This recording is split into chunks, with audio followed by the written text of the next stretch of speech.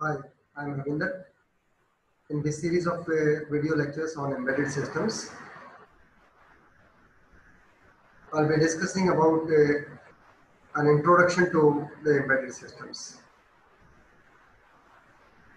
The topics that I'll be covering up in this video lectures is embedded system definition, what are the different types of the embedded systems, some of the applications of the embedded systems, and then the characteristics of the embedded systems. To begin with, let's see what exactly we mean by the embedded systems. The meaning of embed is installing inside or putting a small hardware which includes a software into a bigger system. An embedded system is a combination of computer hardware and software both. As with any electronic systems, this system requires a hardware platform that is built with a microprocessor or microcontrollers. So basically, the embedded systems are small systems which are part of the bigger systems. These small systems are basically the electronic systems which have their own the application or the operating softwares. This can also take instructions from the bigger machines like a computer. Some of the basic parts of the embedded systems are: an embedded system has a user interface, and this user interface is a very small or to the minimum. It's not a very complex user interface. The user interface for embedded system must be very simplified and simple. Then it has an I/O interface. The purpose of the I/O interface is to get the inputs from the sensors or some switches, and then depending upon the operation of that particular embedded system, it performs and gives the output.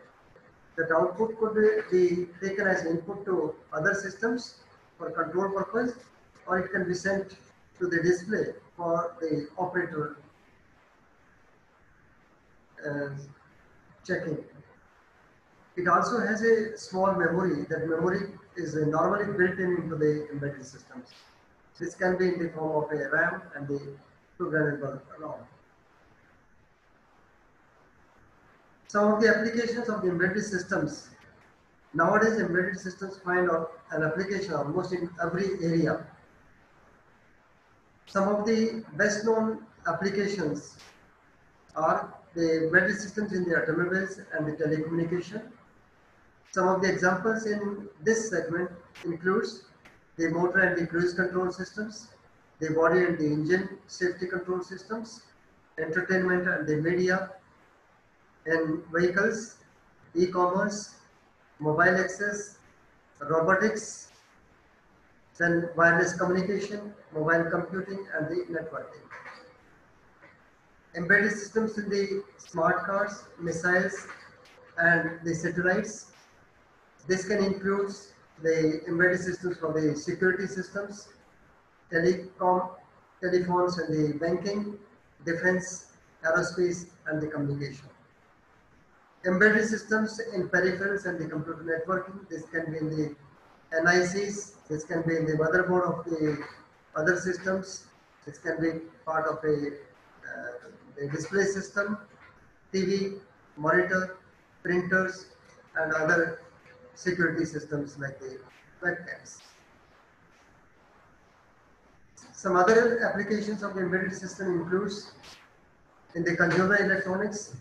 We find the embedded systems, whether it is known to us or unknown, knowingly or unknowingly. We have a number of embedded systems which are part of the consumer electronics or the home applications we may not be aware of, but they are there in those systems, like the digital camera, the set-top boxes, high-definition TVs, DVDs, the other home gadgets like the washing machines, the microwave ovens, the refrigerators, and the air conditioners. The embedded systems are also embedded into the medical equipments.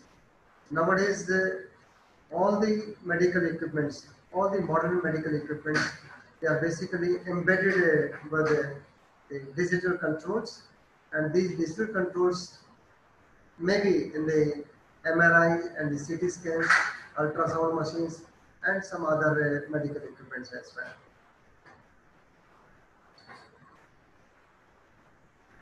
Types of the embedded systems. Depending upon the use, depending upon the applications, depending upon how the embedded systems operate, depending upon the connectivities, depending upon the intercommunication among the embedded systems, these embedded systems are classified in different categories. These are the standalone embedded systems. Number 2, real-time embedded systems. Number 3, networked embedded systems. Number 4, mobile embedded systems. The meaning of the standalone embedded systems are those systems are not part of any other systems. The embedded systems are by themselves standalone and doesn't require some kind of interconnection or communication with the other devices or the computers. The examples of the standalone embedded systems being MP3 players, digital cameras, video games, consoles, microwave ovens, temperature measurement systems. Then we have the real-time embedded systems. The meaning of real-time is all those applications where the time matters. Real time, for example, means if an aircraft is flying, so the pilot or the auto control unit, it has to deal with the errors or other flight control systems immediately. There cannot be any lag of the time. So within that real time, all the operations has to take place. If the corrective measures are not taken at the real instant of time, then a very great mishap may occur. So all those applications where the functionality depends upon the time, and there is expected that no lag or no delay of the time in dealing with certain kind of situations. So the example is a traffic light control system. It is a real-time system. The aircraft control system, which is again a real-time system, and all other systems, maybe the security and other missiles and the satellite control systems and the communication system, most of them are operating in the real-time ways. Then we have the networked embedded systems. These networked embedded systems are basically interconnected mechanisms where number of sensors, where number of equipments, where number of small systems which are called as embedded systems, they are all networked, maybe in the form of a LAN, MAN or the wide area network, using the wired or the wireless technologies, and then they communicate with each other, and finally request is then sent to the web server where all the processing is being done, and then the monitoring of the resources is done. Some of the examples of the networked embedded systems are the ATM machine. We know the ATM machine installed at different places, but whenever we withdraw money or whenever we deposit or do some other kind of activity, the control goes to the web server where the requests are sent, and then the permissions granted for that particular operation. The card swipe machine, the IoT devices are all examples of the network embedded systems. Then we have the examples for the mobile embedded systems. Mobile embedded systems are those systems which can be taken away from its parent location for the purpose of operation. For example, the digital camera, we can carry it to any other place and work with it. The mobile phones, we can always carry it with us and wherever we go, this is operational. So this way, the types of the embedded systems are classified into four categories. The standalone, which themselves are doesn't require the interference or the programming or the interaction with any other system. They themselves are full-fledged systems. The real-time operating embedded systems, the network embedded systems, and the mobile embedded systems. Then these embedded systems, they are basically have certain characteristics. Characteristics are those parameters which allow these embedded systems, or which are the basically requirement of the users, so that these embedded systems can be part of bigger systems. Some of the characteristics of these embedded systems are size. These embedded systems are often very small in size and they require very small amount of power. Normally, some of the embedded systems, they operate onto the DC supplies, and maybe 5 or 9 or 12 volt are quite common power supplies in the embedded systems. Another characteristics of the embedded systems are they are task specific. Most of the embedded systems, they are for a single task. They are task specific. So maybe if you have a temperature control system, its task is only in controlling or monitoring the temperature of a particular device. So it has only one particular functionality, a audio video player. This audio video player, throughout its life cycle, the purpose remains same. It is task specific. Its purpose is only to play video or the audio. So likewise, there are a number of other examples where we characterize the embedded systems wherein it has a specific task. It will perform a particular task and not beyond that. Then another characteristics of the embedded systems is they perform the task within a time frame. We don't expect an embedded systems, maybe even a digital camera, whenever we click for taking a snap, we don't expect the operation to be completed after a few minutes. We expect the operation to be completed instantly, immediately, within a limited or certain defined time frame, which doesn't hinder other applications or other operations of bigger systems. Like in the braking system of the automobile vehicles, we want that whenever the braking is required, immediately at that moment of time, without much lag, the braking system is applied, otherwise a very heavy damage may take place. So the characteristics of the embedded system is that they must operate in a certain fixed amount of time. Most of the embedded systems, they have minimum or no user interface. We do not want a lot of hindrance from the user. We expect the operation to be automatic with the little interference from the user. So accordingly, these embedded systems, they have minimum or a very small or almost no user interface. At the most, we may need to push the button to start the embedded systems, and thereon the embedded system will go on doing its work.